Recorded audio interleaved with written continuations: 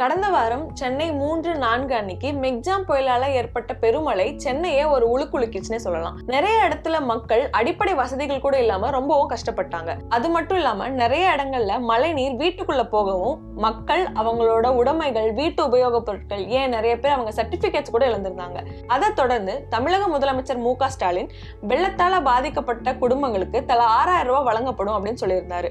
யார் யாருக்கெல்லாம் இந்த 6000 வழங்கப்படும், எப்ப இந்த நிவாரண தொகை கொடுப்பாங்க, எங்க கிடைக்கும், இந்த மாதிரி நிறைய கேள்விகள் இருந்த நிலையில இந்த கேள்விகளுக்கெல்லாம் பதில் கொடுக்கிற விதமா இன்னைக்கு ஒரு அரசாணை வெளியாகிருக்கு. அதுல சொல்லப்பட்டிருக்க முக்கியமான விஷயம் எந்தெந்த இடங்கள்ல இருக்க மக்களுக்கு இந்த நிவாரண தொகை வழங்கப்படும்ன்றதுதான். அதுல சென்னை மாவட்டத்தை பொறுத்த வரைக்கும் எல்லா வட்டங்களுக்கும் நிவாரண தொகை உண்டு. அடுத்ததா செங்கல்பட்டு மாவட்டத்தை எடுத்துக்கிட்டோம்னா தாம்பரம், பல்லாவரம், வண்டலூர் இந்த 3 வட்டங்கள்ல முழுமையாகவும், திருப்போரூர் வட்டத்துல 3 வருவாய் கிராமங்களுக்கும் நிவாரண தொகை வழங்கப்படும். அடுத்ததா காஞ்சிபுரம் மாவட்டத்தை எடுத்துட்டோம்னா குன்றத்தூர் வட்டத்துக்கு முழுமையாகவும், ஸ்ரீபெரும்பூர் வட்டத்துக்கு 3 வருவாய் கிராமங்களுக்கும் வழங்கப்படும்.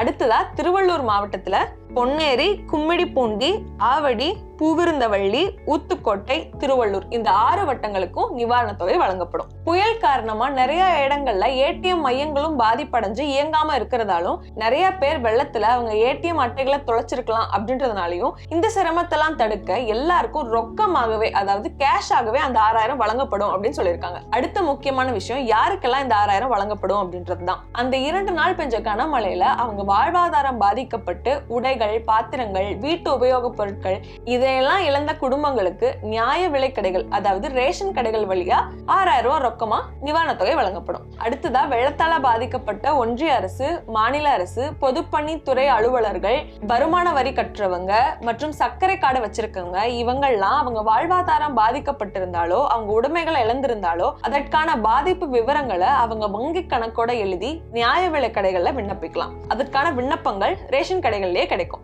அந்த விவரங்கள் சரிபார்க்கப்பட்டு அதற்கேத்த நிவாரண தொகை அவங்களோட வங்கி கணக்குல செலுத்தப்படும். அடுத்ததா நிவாரண தொகையை வழங்குறதுல எந்த ஒரு சிக்கலும் ஏற்படாம இருக்கிறதுக்காக டோக்கன் முறையில இந்த நிவாரண தொகையை வழங்குறதா தெரிவிச்சிருக்காங்க. கூட்ட நெரிசலை கட்டுப்படுத்தும் விதமாக மாவட்ட ஆட்சியர், காவல்துறையினரோடு சேர்ந்து செயல்படணும் அப்படின்னு சொல்லியிருக்காங்க. இந்த விவரங்கள் எல்லாம் தான் இன்னைக்கு வெளியான அரசாணையில சொல்லப்பட்டிருக்கு.